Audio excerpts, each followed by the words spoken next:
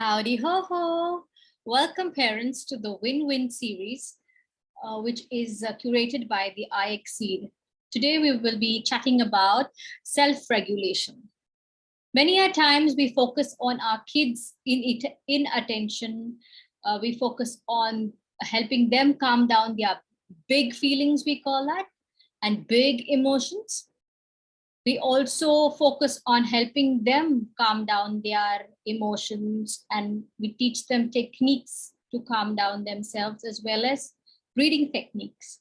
But when have we last focused on ourselves? Today, I'll be talking about self-regulation for parents, how we too need to self-regulate our big emotions before we tend to our kids who are dysregulated most of the time because of the developmental issues. They are not yet developed. Their brains are not yet developed fully to understand their emotions. So today we will be talking about self-regulation. Hop on board. So what is self-regulation? Have you all wondered? Do we as parents need self-regulation? It is one of the most important jobs we have in our lifetime, and it is one of the most challenging. Without proper attention paid to our own needs and our own feelings, the stress can become overwhelming, and we might not always respond to stress in a healthy way. So we too need to know some techniques which are best suited for each of us as individuals in every stressful situation, and this could help us move in a better way when we are hit by our big emotions instead of exploding. So what is self-regulation? It is another way of thinking is self-control. Did we do it on purpose? Or are we flexing our self-regulation muscles? When we do that, when we keep our emotions in check, when we resist impulsive behavior, okay? And when we act in a way that promotes our long-term benefits and interests. And we need to talk to ourselves when we are in a bad mood and bring in a little humor and a spark of liveliness when we are hit with our big emotions, especially anger and hatred, okay? And we need to calm ourselves down when we are angry. So stress builds over time, and we all need to remember to do something regularly. That is to let go of some steam. Whether it is walking with a friend, dancing with your kids, bike riding, trekking, meditation, reading a book, writing a journal, any way which helps you to relax and calm down and cope with your stress and helping you not reach that boiling point. I know parenting is hard and it's full of ups and downs. 1 minute our cup is overflowing with joy, and the next minute our patience is being tested at each and every turn of our life. Our children need our guidance. We need to manage our emotions and behaviors, as well as we need to help them cope with their emotions and behavior. And we too need support, skill, and we need to regulate ourselves. So how do we do that? Okay. Instead of rushing out of the door to get your child to school, or siblings struggling to share a toy, toddlers upsets or meltdowns over anything, from itchy socks to their pee touching their mashed potatoes, stubbornness at bedtime, newborn and infant crying, listening to crying in the car from your infant or toddler. So what can we do?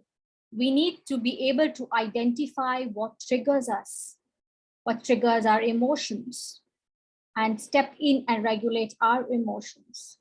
There are a list of triggers. Each of us have our own triggers. Some may be a trigger of an emotion from our child's side, a trigger of perfection, a trigger of whining, a trigger of not getting ready to go to school. So each of us have our own triggers which push us to this boiling point. So what can we do? Basically, we need to practice deep breathing. We need to practice deep breathing. And how do we do that?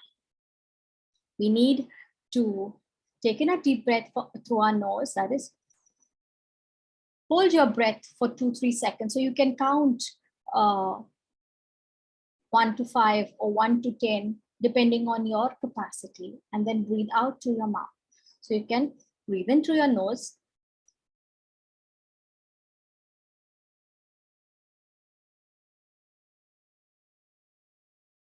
Breathe out through your mouth. Okay.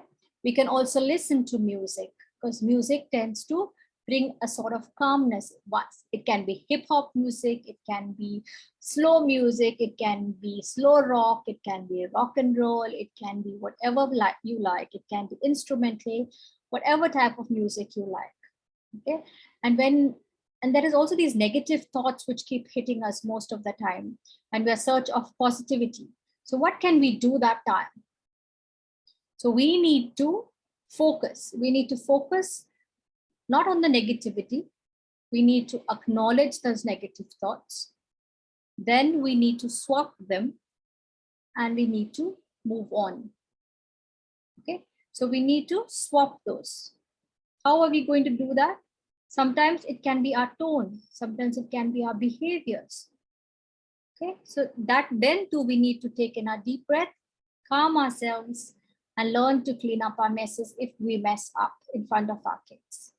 Okay, and most importantly, we do not need to mess up in front of our kids. So before that, we need to think before we act. So always we need to hit the stop button, then pause for at least 5 to 10 seconds, and then react in a positive way, not in a negative way.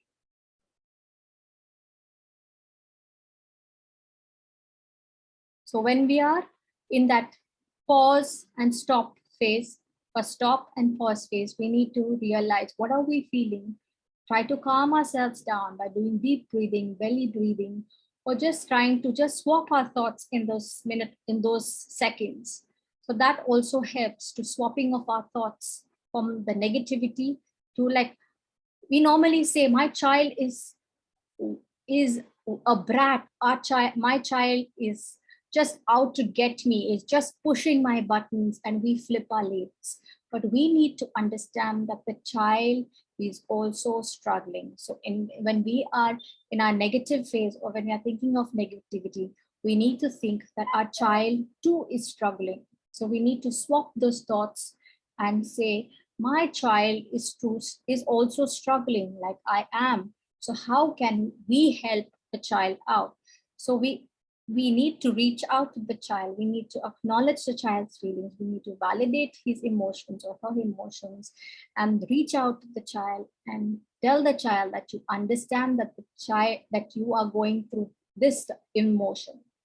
Okay, and then express to the child in a positive manner. Can I help you out? Or can we deal with this a little later, where I am getting late to attend to my duties, or I'm getting late to go to work? The child will understand. So we need to swap our thoughts, prepare the child in advance. That also helps. Okay.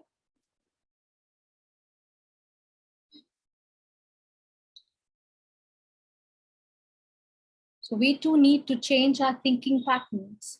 And when we are thinking and we are planning what our next step is, we need to pause and do a body scan as to what I am feeling, what are my thoughts, what are my emotions, and what is my feeling, what is my body expressing, is my heart pacing, is my heart beat skipping a beat, am I sweating, am I on the verge of anger, am I going to spot something out which is going to mess my relationship with my child, and then it will be a difficult task for me to repair that broken relationship.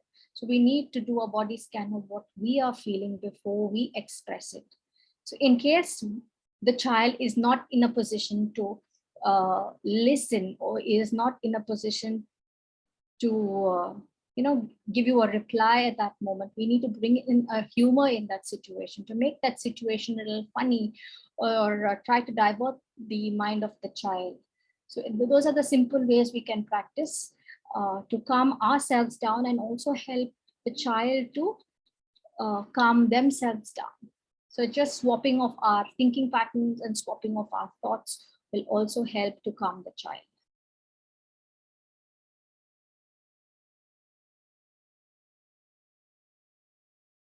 We too also need to model self-regulation, because through our actions and through our behaviors, the child is watching us. What are we doing? What is our body language? What are our body clues? Because the child is observing us each and every minute and picking up these clues from us. So we need to help the child, because a child of 3 to 5 years finds it difficult to identify their emotions. So we need to teach them what emotion is, how to express each emotion, how to regulate or calm themselves down. So the first thing we need to do is to name it, to tame it. So we need to name the emotion the child is going through, and then offer the child strategies and help the child express his or her emotions. So first we have to name it, and then you tame it. And sometimes we need to play games with the child, or we need to express our emotions to the child and share what are you feeling. So once the child knows it's in this particular situation, it's this emotion, or this is how you express your emotions, or this is the way you regulate your emotions. So we need to be open-minded with the child. We have to be a little flexible in our thoughts and share our feelings and our thoughts with our children. They will understand, not that they will not, they will understand. Okay, and then we need to act like children do sometimes, to make them realize that their actions, what needs to be done. In my following sessions, I'll be talking about how a child gets dysregulated and how to regulate. So these are the series of talks which are curated by iExceed for Life. So do stay tuned for the coming episodes too.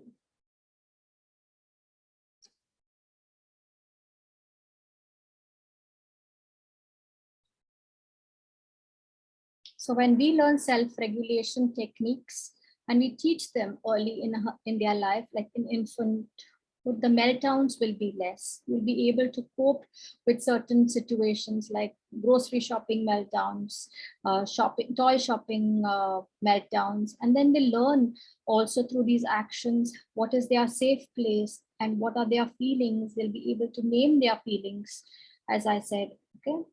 And we need to give them their hugs and support at that point of time when there is a meltdown. And in case they do not listen, or they do not want our hugs, then there are also strategies coming up in the coming videos. Do stay tuned, and don't forget, happy parenting and collaborating win-wins. Hope this talk is informative. Do pen in a few words or message, drop in. Hoping to see you all soon. Signing off.